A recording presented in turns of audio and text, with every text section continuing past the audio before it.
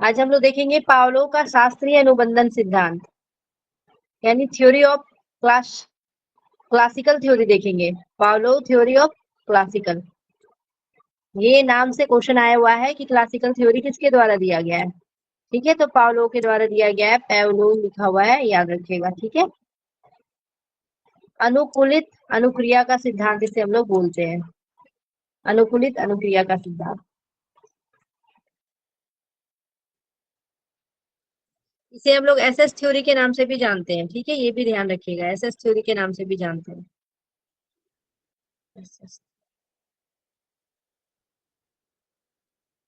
सबसे पहले ये देखेंगे, रशियन वैज्ञानिक थे, प्रयोग किस पे किए हैं, तो ये कुत्ता पे प्रयोग किए हैं। उसके साथ ही अनुक्रिया और उद्दीपक, उद्दीपक यानी लक्ष्य, और यहाँ पे अनुबंधन किया गया है। अनुबंधन के जनक भी बोले जाते हैं, यानी कि अनुकूलित अनुक्रिया के यहाँ पे जनक हम लोग बोलेंगे तो आपके क्या हो जाएंगे, पावलोव हो जाएंगे। उसके साथ ही इसे 1904 में नोबेल पुरस्कार में मिला है। किसके लिए मिला है, तो ये कुत्ते पे प्रयोग किए थे, पाचन क्रिया पर शोध किए थे, उसी पर इन्हें नोबेल पुरस्कार मिला है।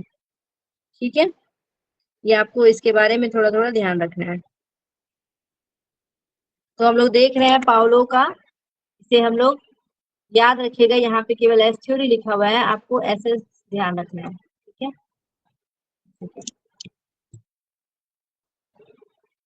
ये रूसी वैज्ञानिक थे, रशियन वैज्ञानिक थे, एस एस थ्योरी। ठीक है, S S theory, S S theory आपको याद रखना है पावलोव के द्वारा। इसे हम लोग स्टिमुलस स्टिमुलस थ्योरी के नाम से भी जानते हैं। ठीक है, 2 बार स्टिमुलस आपको याद रखना है।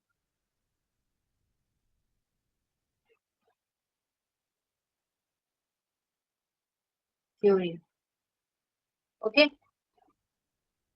ये किसके द्वारा लाया गया है, तो ये पावलोव के द्वारा लाया गया है। क्लासिकल कंडीशनिंग सिद्धांत भी इसे बोलते हैं, क्या बोलते हैं, अनुकूलित अनुक्रिया सिद्धांत को, इसको दूसरे नाम हम लोग क्या बोलेंगे, तो क्लासिकल कंडीशनिंग थ्योरी। एग्जाम में ये क्वेश्चन पूछा गया क्लासिकल कंडीशनिंग थ्योरी से, क्लासिकल कंडीशनिंग थ्योरी, ओके। यहाँ पे हम लोग 2 बार देखते हैं स्टिमुलस और उसके बीच संबंध को दिखाता है, यानी 2 बार स्टिमुलस स्टिमुलस के बीच के ये संबंध को इसमें हम लोग देखते हैं।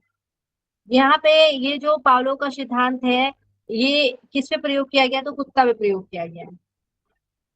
ठीक है, ये ध्यान रखना है। यहाँ पे प्राणी का सबसे इंपॉर्टेंट चीज क्या होता है, तो उद्दीपक होता है। जो प्राणियों का सबसे इंपॉर्टेंट चीज क्या होता है, उद्दीपक होता है, ये बताया गया इसमें। और इसे हम लोग कंडीशनिंग थ्योरी भी बोलेंगे। उसके साथ ही इसकी थ्योरी को अलग अलग हम लोग नाम से जानते हैं, पहले हम लोग देख लेते हैं अलग अलग क्या क्या नाम से हम लोग जानेंगे। तो इसे हम लोग शास्त्रीय अनुबंधन अनुबंधन सिद्धांत यानी कि क्लासिकल कंडीशनिंग थ्योरी बोलेंगे। उसके साथ ही अनुबंधन सिद्धांत यानी कि कंडीशनिंग थ्योरी बोलेंगे। अनुकूलित का सिद्धांत यानी कि प्रिंसिपल ऑफ एडेप्टेशन देखेंगे, क्लासिकल थ्योरी, और साथ में अधिगम का प्राचीन सिद्धांत या फिर परंपरागत सिद्धांत यानी कि एंशिएंट थ्योरी और ट्रेडिशनल थ्योरी ऑफ लर्निंग, और साथ में एस टाइप थ्योरी भी बोलते हैं इसे। ठीक है, एस टाइप थ्योरी भी बोलते हैं। यहाँ पे पावलोव के द्वारा जो है कुत्तों पे अध्ययन किया गया है, क्या अध्ययन किया गया है, तो यहाँ पे भोजन से संबंधित और कुत्तों के सामने घंटी बजाया जाता है, उसके बाद उसके तुरंत बाद जो है खाना लाया जाता है, और घंटी एक बार ऐसा किया जाता है कि कुत्ता को भूख लगी हुई है, घंटी बजती है, घंटी बजने के जस्ट बाद क्या दिया जाता है, तो उसे भोजन दिया जाता है। इस प्रकार कुत्तों में क्या हो जाता है, कंडीशनिंग हो जाती है उस चीजों का, यानी उसको लगता है कि घंटी बजा तो अब खाना मिलने वाला है। यानी कि कुत्तों लोग में लाड़ गिरने वाली चीजें होती हैं, जब उसे भूख लगता है तो वो लाड़ गिराने लगता है, और इसलिए उसकी लाड़ गिरती है, उसको लगता है भोजन आने वाला है। तो जैसे ही घंटी बजती है वैसे ही कुत्ता का लाड़ गिरने लगता है। तो यहाँ पे ये चीजें देखा गया, कुत्ते के लाड़ जो टपक रहा था, सलाइवा जो टपक रहा था घंटी की आवाज सुनकर, तो यहाँ पे कंडीशनिंग की जो है बातें की गई, इसी वजह से इसे कंडीशनिंग थ्योरी बोलते हैं, अनुबंधन का सिद्धांत बोलते हैं। यानी बार बार अगर वही क्रिया उसके सामने किया गया तो वो क्या किया, वैसा ही समझ लिया।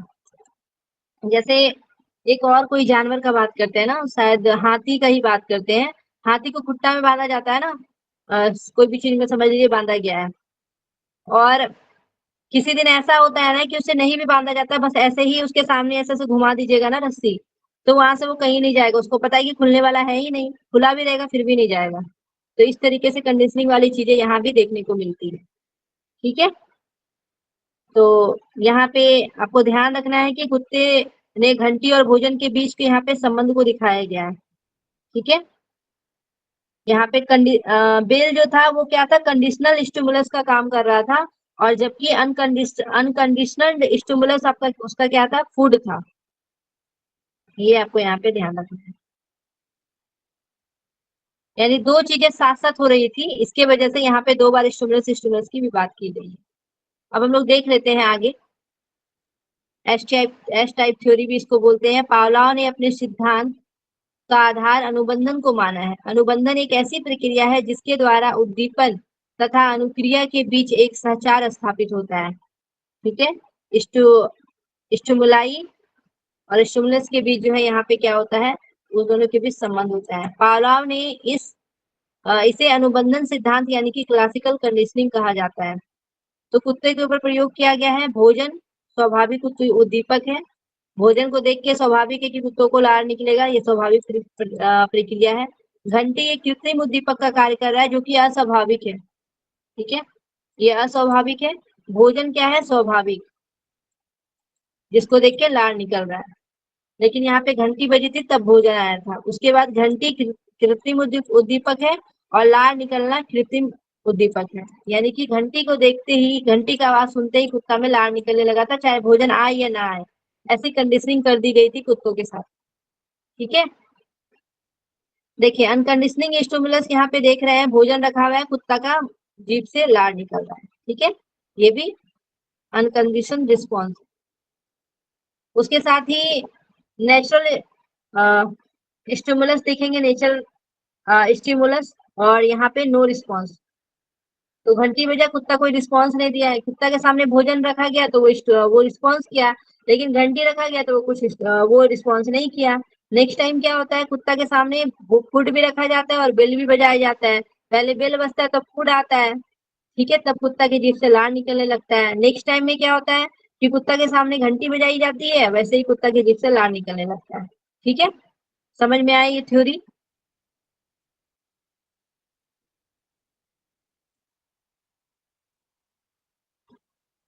कम कीजिएगा सभी लोग। ओके, जो स्टडी।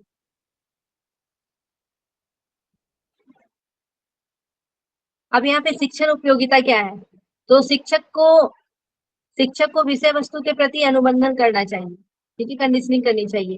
1 2 3 4 5 6 क्रम में अनुबंधन का निर्माण किया जा सकता है। अच्छी आदतों का भी निर्माण किया जा सकता है। अनुशासन बच्चों में लाया जा सकता है इससे। उसके साथ ही बुरी आदतों, भय इत्यादि से छुटकारा मिल सकता है। तो ये शैक्षणिक उपयोगिता है हमारा क्लासिकल थ्योरी का, जो कि पावलोव के द्वारा दिया गया है। ओके, तो हम लोग देख चुके हैं एसआर थ्योरी, आरएस थ्योरी और एसएस थ्योरी के बारे में देख चुके हैं। आगे हम लोग देखेंगे पर्सनालिटी के बारे में। ओके, पर्सनालिटी के बारे में अब हम लोग पढ़ने वाले हैं।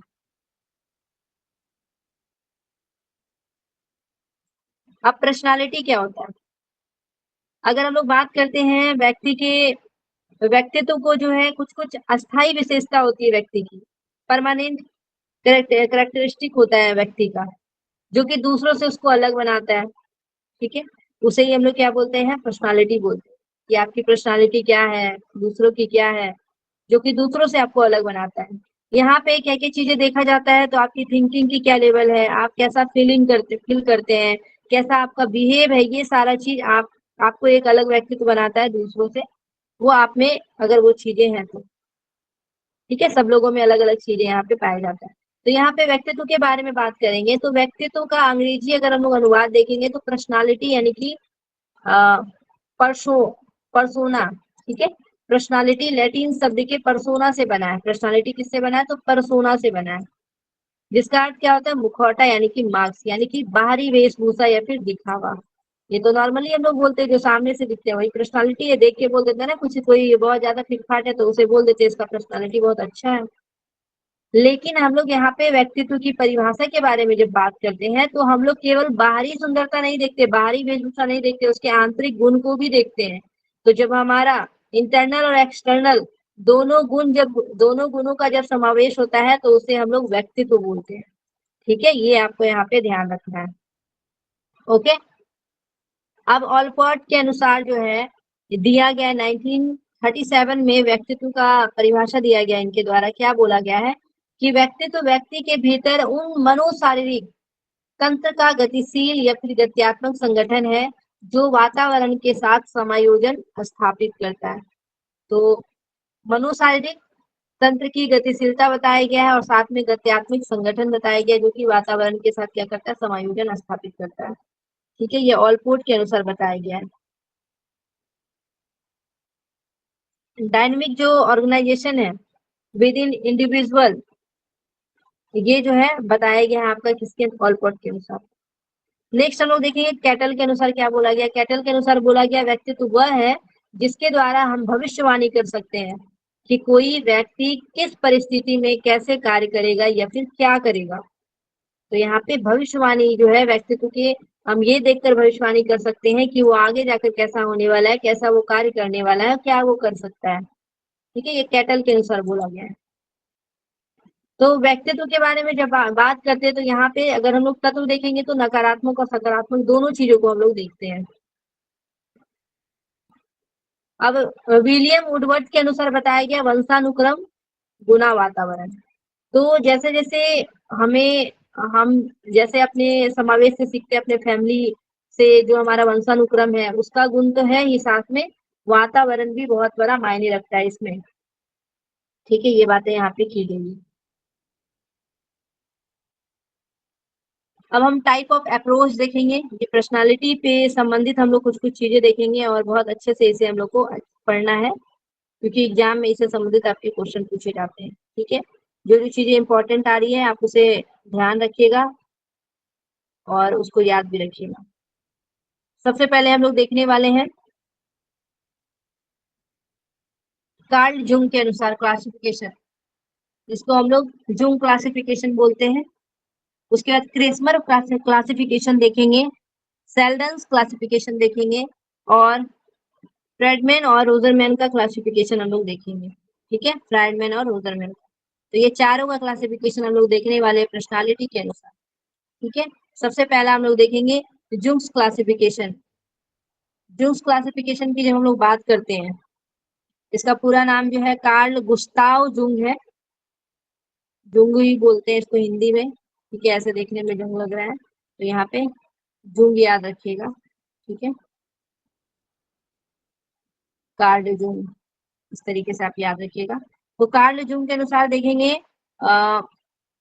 ये जो है व्यक्तित्व को समझाने के लिए सिद्धांत देते हैं जिसे हम लोग बोलते हैं टाइप थ्योरी ऑफ पर्सनालिटी, व्यक्तित्व के प्रकार सिद्धांत हम लोग जिसे बोलते हैं, व्यक्तित्व के प्रकार सिद्धांत, जहाँ पे हम लोग देखते हैं कि व्यक्ति के जो मुख्य दिशा और साथ में उसके 4 मानसिक क्रिया के आधार पे हम लोग उसको बांटते हैं। ठीक है, अगर यहाँ पे आप देख सकते हैं कि सामाजिकता के आधार पर व्यक्तित्व को 3 भागों में बांटा गया है। व्यक्ति के यहाँ पे होगा, व्यक्ति के व्यक्तित्व को 3 भागों में बांटा गया है, इंट्रोवर्ट, एक्सट्रोवर्ट और एम्बीवर्ट। ये आपको यहाँ पे याद रखना है। ठीक है, इंट्रोवर्ट, एक्सट्रोवर्ट और एम्बीवर्ट। तो हम लोग जब बात करते हैं एक्सट्रोवर्ट यानी कि बहिर्मुखता की बात करते हैं और अंतर्मुखी यानी कि इंट्रोवर्ट की बात करते हैं और दोनों मिश्रित होता है जिसमें हमारा बहिर्मुखी और अंतर्मुखी दोनों मिला रहता है, तो उसे हम लोग बोलते हैं एम्बीवर्ट। ठीक है,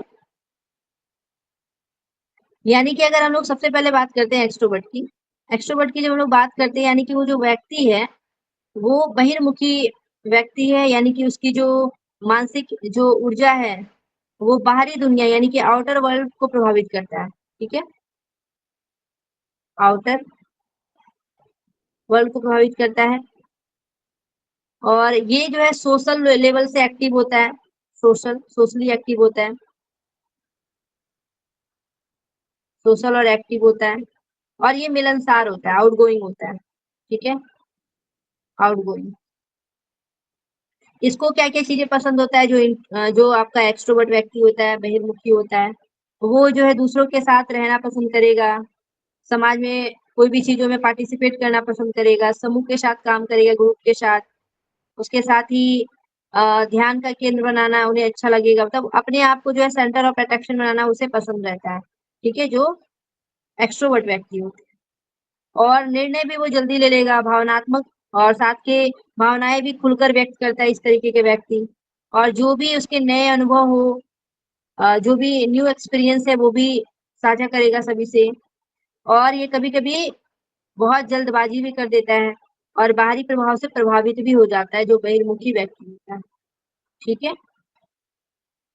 जैसे कि यहाँ पे आप एग्जाम्पल ले सकते हैं, जैसे कि लीडर होते हैं, लीडर्स हो गए, स्पीकर्स हो गए, टीचर हो गए,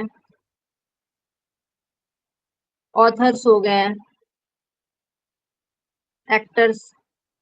ठीक है, ये सारे जो है आपके एक्टर्स ले लेंगे, ये सब एक्सट्रोवर्ट के अंतर्गत आते हैं। ठीक है, अब हम लोग बात करेंगे इंट्रोवर्ट। इंट्रोवर्ट जो व्यक्ति होते हैं ये अंतर्मुखी होते हैं, यानी कि इसका जो मानसिक ऊर्जा होता है वो भीतर होता है, इनवर्ड होता है। ठीक है, इनवर्ड होता है। और साथ में ये क्या होते हैं, शांत होते हैं, क्वाइट होते हैं, थॉटफुल होते हैं, विचारशील होते हैं। उसके साथ ही संवेदनशील होते हैं, यानी कि सेंसिटिव भी होते हैं, सेंसिटिव भी होते हैं। इसको ज्यादातर अकेले रहना पसंद होगा, लॉनली, अकेले रहेगा ये। और आत्मचिंतन ये ज्यादा करते हुए दिखने में आएगा, जो अंतर्मुखी होते हैं। भीड़ भाड़ या फिर अधिक जहाँ पे सामाजिक गतिविधियां रहेगी वहां पे थकान महसूस करेगा ये। निर्णय जो है सोच समझकर और धीरे धीरे लेता है इस तरीके के व्यक्ति। और अपनी भावनाएं खुलकर व्यक्त नहीं करेगा, इंट्रोवर्ट पर्सनालिटी वाले। ठीक है, यहाँ पे कौन कौन हो जाएंगे, तो यहाँ पे हम लोग देखेंगे लेखक। ठीक है, यानी कि राइटर। वैज्ञानिक हो जाएंगे, यानी कि साइंटिस्ट हो जाएंगे। पोएट हो जाएंगे, फिलोसफर्स हो जाएंगे।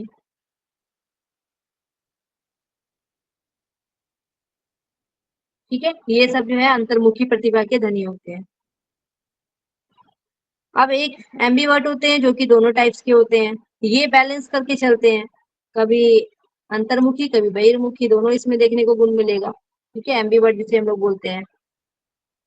तो दोनों प्रकार के इसमें गुण पाए जाते हैं, कभी वो सामाजिक हो जाता है, कभी अकेले भी रहता है, कभी परिस्थितियों के अनुसार वो दूसरों के व्यवहार को भी बदलने की कोशिश करता है। ठीक है, और वो संतुलित होता है, ज्यादातर बैलेंस्ड होता है, प्रैक्टिकल होता है, फ्लेक्सिबल होता है। तो ये जो है आपको ध्यान रखना है कि जूंग के अनुसार जो है, कार्ल जूंग के अनुसार जो बताए गए क्लासिफिकेशन पर्सनालिटी के, वो 3 प्रकार से बताए गए हैं, इंट्रोवर्ट, एक्सट्रोवर्ट और एम्बीवर्ट।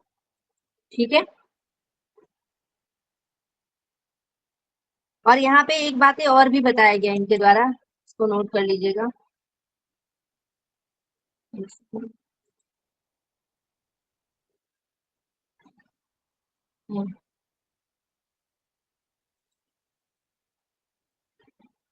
इसको नोट कर लीजिएगा, एक बार इसके साथ एग्जाम में क्वेश्चन आया हुआ था।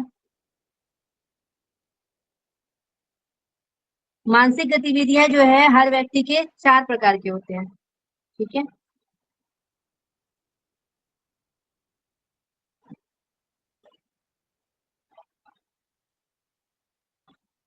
जो साइकोलॉजिकल फंक्शन होता है व्यक्ति का वो 4 प्रकार का होता है, यानी कि हर व्यक्ति की मानसिक गतिविधियां जो होती है, मानसिक गतिविधियां वो 4 प्रकार की होती है। पहला है क्या है, थिंकिंग, यानी कि सोचना। दूसरा है फीलिंग, यानी महसूस करना। तीसरा होगा सेंसेशन, यानी संवेदना।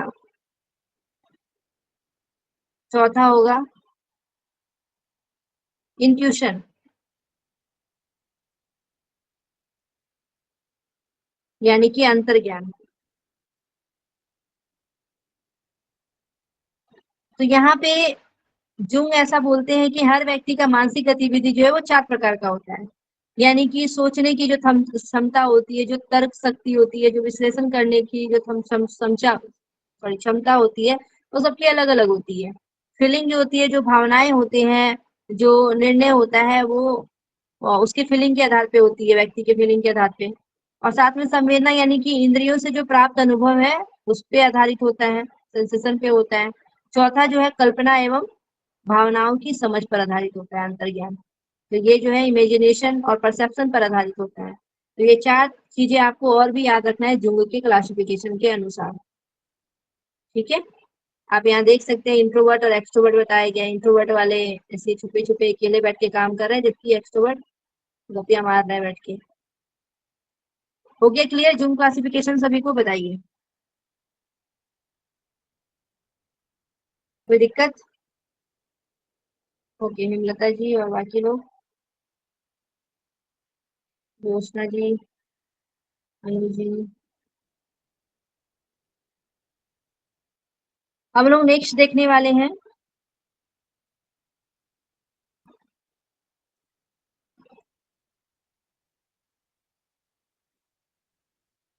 क्रिस्मल क्लासिफिकेशन देखेंगे। ठीक है? क्रिस्मल क्लासिफिकेशन। क्रिस्मल क्लासिफिकेशन की बात करते हैं तो ये शरीर की रचना के अनुसार 4 व्यक्तित्व के प्रकार बताएं। यानी जैसी व्यक्ति की संरचना है वैसा वैसा उसका कार्य होगा, उसके अनुसार ये बांट दिए हैं। ठीक है? क्रिस्मल के अनुसार ये 1921 अपनी पुस्तक में ये बातें बताई हैं। 1921 में, याद रखिएगा। 1921 में। ओके?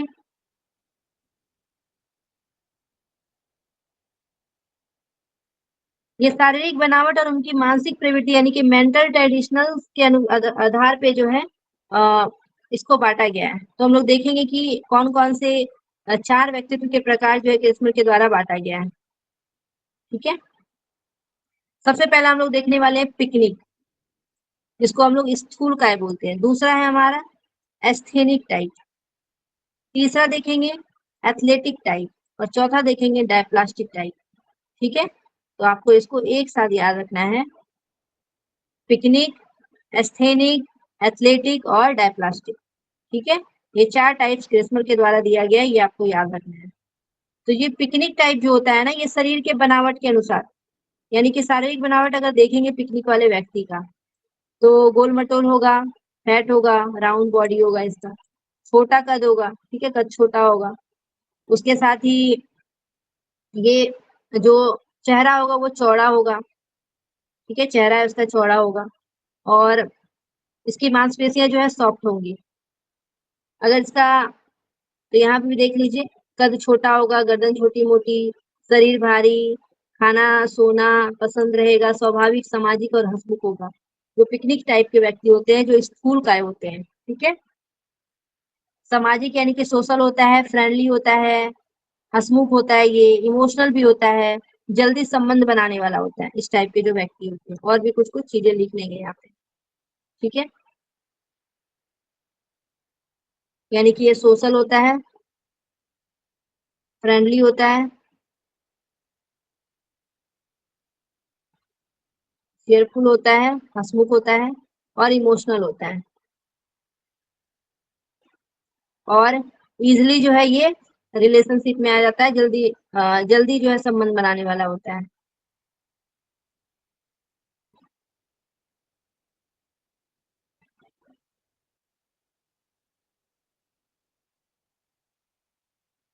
रिलेशनशिप। ठीक है? और इसके अगर हम लोग बात करेंगे मूड की, अगर इसकी साइको साइकोलॉइड प्रवृत्ति देखेंगे, यानी कि इसकी मूड जो होती है ना वो उतार-चढ़ाव होता रहता है, इसका मूड स्विंग होता रहेगा, उतार-चढ़ाव, मूड स्विंग होगा। मूड स्विंग इसमें देखने को मिलता है कि इसमें पिकनिक में। ठीक है? नेक्स्ट हम लोग देखने वाले हैं एस्थेनिक टाइप को देखेंगे, एस्थेनिक टाइप। जो एस्थेनिक टाइप वाले होंगे वो लंबे होंगे, पतले होंगे, वजन कम होगा, चिड़चिड़े होंगे, जिम्मेदारी से बचने वाले होंगे। ठीक है, क्रिस्काय वाले क्या होते हैं, हम लोग पढ़े ना योग में, क्रिस्काय यानी कि पतला होता है ना, क्रिस्ता का मतलब पतला होता है, तो यहाँ पे क्रिस्काय लिखा गया है। ठीक है, लंबे पतले वजन कम चिड़चिड़े जिम्मेदारी से बचने वाले होते हैं। कौन? तो जो आपके एस्थेनिक प्रवृत्ति वाले होते हैं। ठीक है, एस्थेनिक प्रवृत्ति वाले। इसे हम लोग दूसरे नाम से अगर जानेंगे, दूसरा नाम भी आपको यहाँ पे याद रखना है, इसे हम लोग बोलते हैं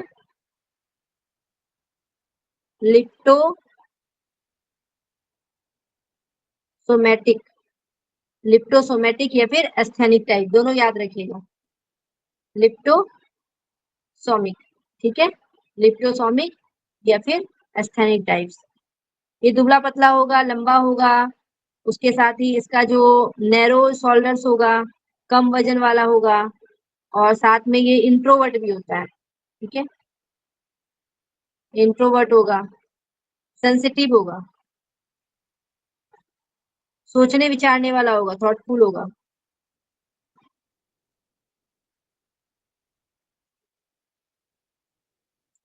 थॉटफुल होगा, कल्पनाशील होगा। ओके, उसके साथ ही ये अंदर में जो है ना सिमटा रहता है और दूसरों से दूरी बनाकर रहता है। ये इस टाइप का व्यक्ति अंदर में सिमटा रहेगा, दूसरों से दूरी बनाकर रहेगा। ठीक है, ये याद रखना है इसके बारे में। नेक्स्ट हम लोग देखेंगे जो एथलेटिक टाइप के हैं। एथलेटिक, ये खिलाड़ी प्रकार का होता है, अपने अनुपात में शरीर इसका रहता है, स्वभाव शांत होता है, वातावरण में समायोजन करने वाला होता है। ठीक है, तो ये सबसे अच्छा माना जाता है एथलेटिक टाइप वाले। ये बॉडी बिल्डर टाइप होता है। ठीक है, यानी कि वेल बिल्ट होगा ये,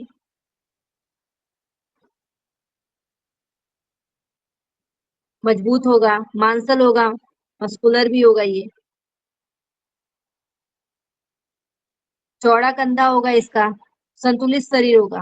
ठीक है, और साथ में ये आत्मविश्वासी होगा, सेल्फ कॉन्फिडेंस होगा इसमें, सेल्फ कॉन्फिडेंस। उसके साथ ही डिटरमाइंड होगा, दृढ़ निश्चयी होगा ये, दृढ़ निश्चयी।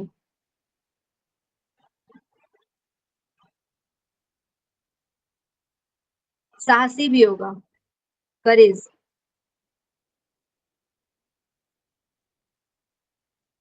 और कभी कभी ये आक्रामक भी हो जाता है, एग्रेसिव भी हो जाता है कभी कभी। ठीक है, कभी कभी ये एग्रेसिव भी हो जाता है।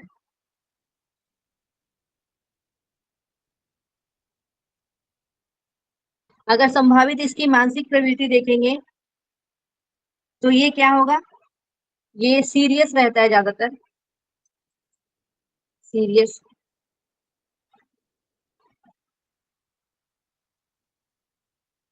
स्टेबल होगा, स्थिर होगा, और कम भावनात्मक होता है, लेस होता है इसमें, इमोशनल, लेस इमोशनल होता है ये। ठीक है, ये है आपके एथलेटिक टाइप के व्यक्ति। ओके, क्लियर है। अब चौथा जो है आपका डायप्लास्टिक है। चौथा हम लोग देखेंगे डायप्लास्टिक। ये विशालकाय है, विमुक्त है, विकृत अंग होता है इसमें, असाधारण गठन होता है, तीनों प्रकार का मिश्रण भी इसे देखने को मिलता है डायप्लास्टिक। ठीक है, तीनों प्रकार के मिश्रण देखने को मिलेगा, विकृत होगा इसमें अंग। ठीक है, तो यहाँ पे पिक्चर देख सकते हैं आप। ओके, पिक्चर में पिकनिक है, एस्थेनिक है, और आपके एथलेटिक, और लास्ट में जो है आपके डायप्लास्टिक।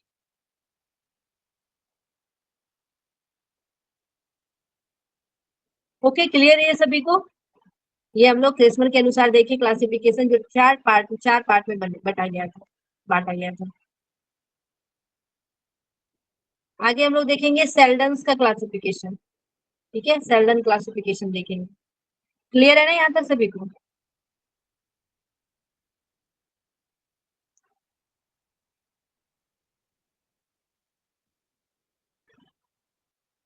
एक सेकेंड में पानी पीती हूँ।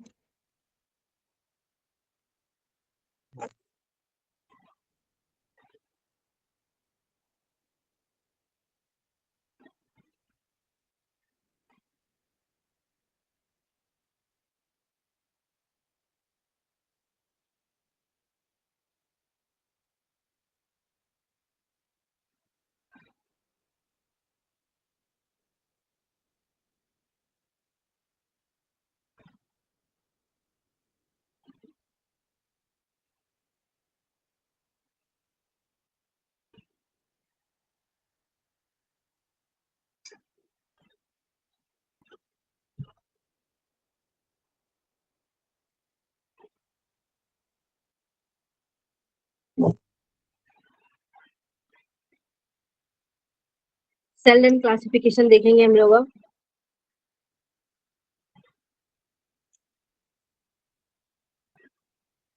शरीर की विशेषता के आधार पर सेल एंड क्लासिफिकेशन 3 प्रकार के बताएंगे।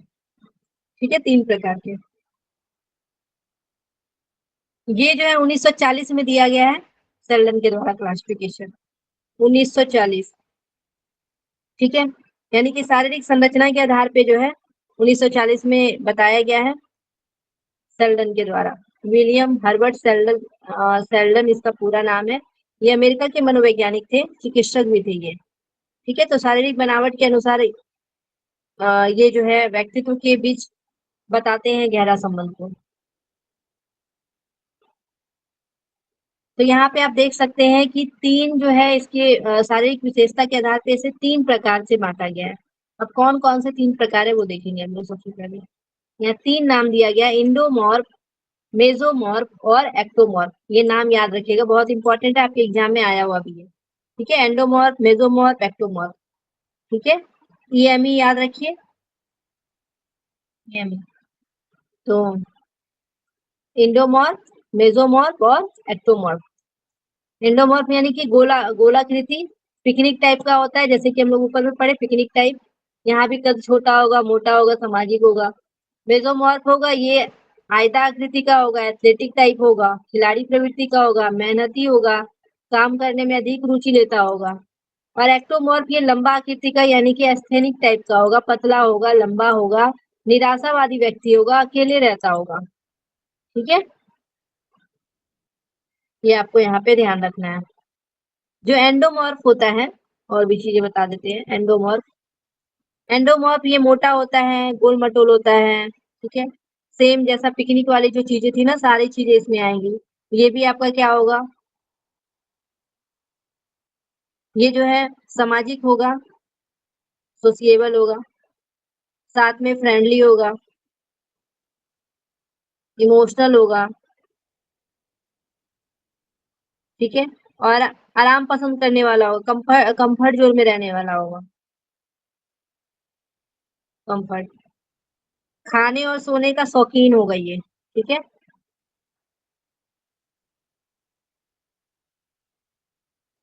कौन कौन है ऐसे? फूड और रेस्ट में किसको मजा आता है, खाना है सोना है बस, ये ध्यान रखना है इसमें। ठीक है, तो ये इंडोमॉर्फ वाले होंगे। मेसोमॉर्फ वाले जो है, मेसोमॉर्फ वाले ये सेल्फ कॉन्फिडेंस वाले होंगे,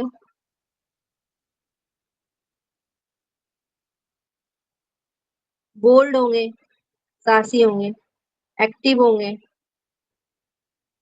और साथ में प्रतिस्पर्धा वाला भी गुण होगा, कॉम्पिटिटिव माइंड वाले होंगे, जोखिम लेने वाले, रिस्क टेकर होंगे, रिस्क टेकर, रिस्क लेने वाले। ठीक है, और जो एक्टोमॉर्फ है, एक्टोमॉर्फ,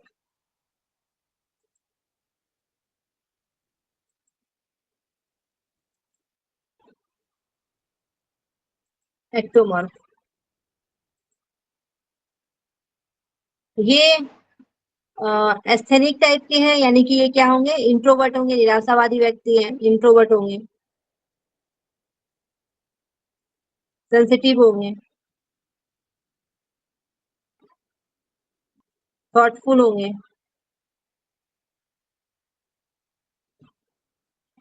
सेल्फ कॉन्फिडेंस इसमें भी होगा, सेल्फ सेल्फ कंट्रोल्ड। ठीक है, आत्मनियंत्रण होगा, सेल्फ कंट्रोल।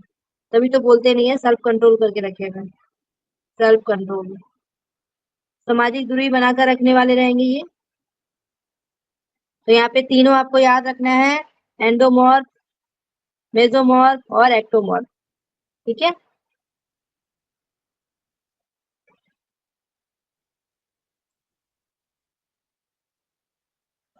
क्लियर है सभी को ये? बताइए, यहाँ देख सकते हैं एक्टोमॉर्फ है, मेसोमॉर्फ है और एंडोमॉर्फ है। ठीक है, अब हम लोग लास्ट देखने वाले हैं फ्रीडमैन और रोजरमैन के अनुसार क्लासिफिकेशन। फ्रीडमैन एंड रोजरमैन का क्लासिफिकेशन देखेंगे। इसको फ्राइड मैन बोलेंगे और रोजर मैन बोलेंगे। ठीक है, ये दोनों भी अमेरिका के ही थे और ये जो है हृदय रोग विशेषज्ञ थे दोनों, हृदय रोग विशेषज्ञ। और 1950 में व्यक्तित्व का वर्गीकरण हृदय रोग से संबंधित अनुसंधान के आधार पे दिए थे 1950 में। ठीक है, ये जो है व्यक्ति के प्रकार का हृदय रोग से जो है कोई संबंध है, इस तरीके से लेके ये जांच किए थे। ठीक है, तो ये भी चीज आपको यहाँ पे ध्यान रखना है। ठीक है, कोरोनरी हार्ट डिजीज से संबंधित चीजें लेकर जो है ये रिसर्च किए थे। ठीक है, कार्डियोलॉजिस्ट थे ये, कार्डियोलॉजिस्ट। ये जो है टाइप ए और टाइप बी, दो प्रकार के ये व्यक्तित्व को बांटा गया है, टाइप ए और टाइप बी। टाइप ए वाले जो है लॉजिकल माइंड वाले होते हैं।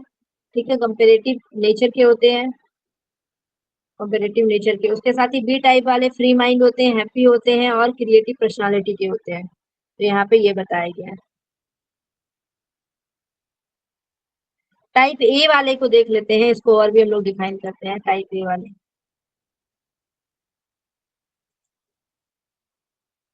ये अत्यधिक महत्वाकांक्षी होते हैं, हाईली एम्बिशियस होते हैं।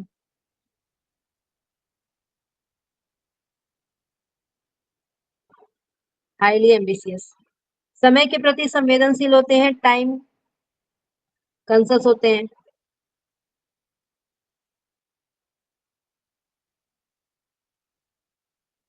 उसके साथ ही प्रतिस्पर्धी भी होते हैं, आक्रामक भी होते हैं, कॉम्पिटिटिव प्रवृत्ति के होते हैं और एग्रेसिव भी होते हैं। एग्रेसिव। उसके साथ ही जल्दी गुस्सा होने वाला, जल्दी ये गुस्सा हो जाते हैं और ज्यादातर काम में डूबे हुए होते हैं, जल्दीबाजी करने वाले होते हैं। ठीक है, काम में डूबने वाले होते हैं और जल्दीबाजी करने वाले होते हैं। और हमेशा अचीवमेंट यानी कि कुछ ना कुछ इसे पाने की कोशिश करते रहते हैं, कुछ ना कुछ इसे हासिल करते रहना है। अचीवमेंट, अचीवमेंट पाने की कोशिश करते रहते हैं, सक्सेस पाने की कोशिश करते रहते हैं। ठीक है, और हमेशा ये जल्दी में रहेंगे, दूसरों की तुलना करते रहेंगे, अधिक तनाव में, स्ट्रेस में भी रहते हैं। ठीक है, स्ट्रेस में रहेंगे, एंजाइटी में रहेंगे।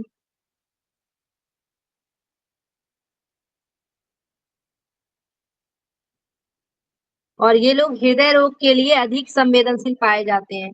तो हार्ट डिजीज के प्रति अधिक संवेदनशील पाए जाते हैं टाइप ए वाले। कभी भी आपसे ये क्वेश्चन पूछा जा सकता है, टाइप ए वाले किसके अंतर्गत आएंगे? हार्ट डिजीज के प्रति ये संवेदनशील होते हैं। ठीक है,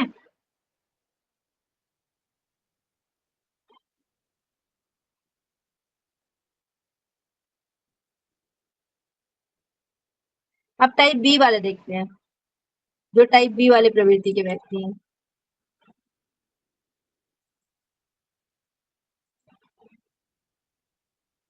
टाइप बी वाले जो है काम होते हैं, शांत होते हैं, पेशेंस भी होता है इसमें, धैर्यवान होते हैं, जीवन का आनंद लेते हैं, ये इंजॉय करते हैं, इंजॉय लाइफ, इंजॉयफुल लाइफ जीते हैं, कम प्रतिस्पर्धी होते हैं, लेस कॉम्पिटिटिव होते हैं। यानी चलो एक जॉब हो गया, उसी में खुश है, उसी में अपना जीवन जी रहे हैं। तनाव, तनाव से जल्दी ये उबरने वाले होते हैं, रिकवरी जल्दी कर लेते हैं इजिली स्ट्रेस से। समय की ज्यादा इसे चिंता नहीं होती है, लेस टाइम कॉन्शियस होते हैं। ठीक है, टाइम कॉन्शियस लेस होते हैं और ये आरामदायक जीवन अपनाने वाले होते हैं। ठीक है, लग्जेरियस लाइफ स्टाइल वाले होते हैं।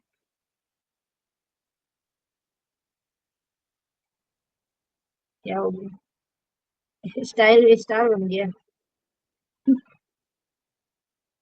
तो दूसरों का सहयोग करने वाले होते हैं ये। बी टाइप वाले क्या होते हैं? दूसरों का सहयोग करते हैं। ठीक है, कोऑपरेटिव होते हैं ये, अदर्स का सहयोग करेंगे, कोऑपरेटिव नेचर के होते हैं। तनाव की स्थिति में भी स्थिर रहेंगे और हृदय रोग की संभावना इससे कम होती है। हार्ट डिजीज की संभावना इसे कम होती है, ठीक है। इसे कम होगी, जबकि ए टाइप वालों को ज्यादा होगी, ये याद रखिएगा। तो टाइप ए और टाइप बी में जो है बांटा गया है, किसके द्वारा? तो फ्रीडमैन और रोजरमैन के द्वारा, ठीक है। ये हो गया क्लियर सभी को?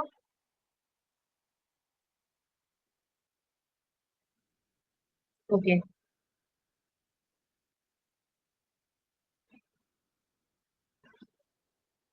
नेक्स्ट देखेंगे हम लोग। अब थॉर्नडाइक के अनुसार भी कुछ चीजें और बताया गया है।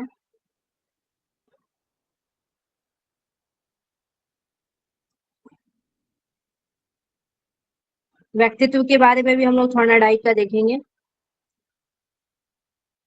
थॉर्नडाइक के विचार के आधार पर व्यक्तित्व के 3 प्रकार बताए गए हैं। स्थूल विचार वाले, सूक्ष्म विचार वाले और प्रत्यक्ष विचार वाले, ठीक है।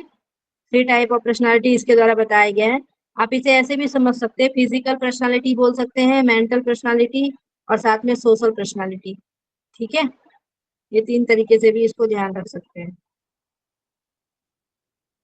स्थूल, सूक्ष्म और प्रत्यक्ष।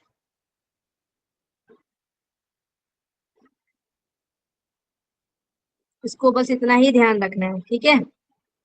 यानी कि कंक्रीट थिंकर वाले होते हैं स्थूल विचार वाले, ये वास्तविक और जो भी प्रत्यक्ष वस्तु होते हैं उसके बारे में सोचते हैं, व्यवहारिक चीजों के प्रति ये ध्यान देते हैं, ना कि सिद्धांतों पे स्थूल वाले जो व्यक्ति होते हैं, स्थूल विचार वाले। कल्पना शक्ति और गहन शक्ति इसमें जो है क्या होती है, कम होती है। भौतिक दुनिया में जीते हैं ये, ठीक है, फिजिकल वर्ल्ड में जीने वाले होते हैं। और साथ में ये जो होते हैं ना, ये प्रयोगात्मक और कारीगर कार्य में अच्छे होते हैं, ठीक है, टेक्निकल मैनुअल वर्क में ये अच्छे होते हैं स्थूल विचार वाले। जैसे ये किसान होंगे, बढ़ई होंगे, मजदूर होंगे, इस तरीके के। अब सूक्ष्म वाले विचार वाले जो व्यक्ति हैं, सूक्ष्म विचार वाले जो व्यक्ति हैं, ये विचारों में, सिद्धांतों में, अवधारणाओं में और कल्पनाओं में ध्यान देते रहते हैं, ठीक है। यानी आइडियाज, थ्योरीज, कॉन्सेप्ट, इमेजिनेशन, ये सारा इसका चलता है। ये मानसिक एवं बौद्धिक सोच वाले होते हैं, ठीक है। ये मेंटल और इंटेलेक्चुअल थिंकिंग वाले होते हैं। साथ में डीप थिंकिंग करेंगे, एनालिसिस करेंगे, रीजनिंग प्रवृत्ति वाले होंगे। प्राय इसमें हम लोग सूक्ष्म विचार वाले अगर देखेंगे तो इसमें आपके आ जाएंगे साइंटिस्ट हो जाएंगे, फिलोसफर्स हो जाएंगे, रिसर्चर्स हो जाएंगे, ये आ जाएंगे सूक्ष्म विचार वाले। नेक्स्ट है आपके प्रत्यक्ष विचार वाले, प्रत्यक्ष प्रैक्टिकल थिंकर। ये जो है सिद्धांतों के बारे में अगर बात करेंगे, थॉट्स के बारे में, थ्योरीज यानी विचारों और सिद्धांतों के व्यवहार में लाने में ये निपुण होंगे, अप्लाई करने में, थॉट्स को अप्लाई करने में ये आगे होते हैं। अपने आप को संतुलित बनाए रखते हैं, बैलेंस में रखते हैं, न केवल सोचेंगे बल्कि कार्य भी करते हैं, यानी कि जो सोचते हैं वो करते भी हैं। ये ना तो ज्यादा थ्योरेटिकल होते हैं और ना ही ज्यादा प्रैक्टिकल होते हैं, ठीक है, दोनों बैलेंस होता है इसमें। इसके अंतर्गत नेतृत्व की क्षमता होती है, लीडरशिप, ऑर्गेनाइजेशन और ऑर्गेनाइजेशन वाला काम करने वाले होते हैं। अगर हम लोग देखेंगे तो इसके अंतर्गत आपके कौन कौन आएंगे, तो मैनेजर आ जाएंगे, लीडर आ जाएंगे, टीचर आ जाएंगे, ये सारे इसके अंतर्गत आएंगे, ठीक है। तो ये बताया गया थॉर्नडाइक के अनुसार। नेक्स्ट है आपका हिप्पोक्रेटिस के अनुसार, हिप्पोक्रेटिस।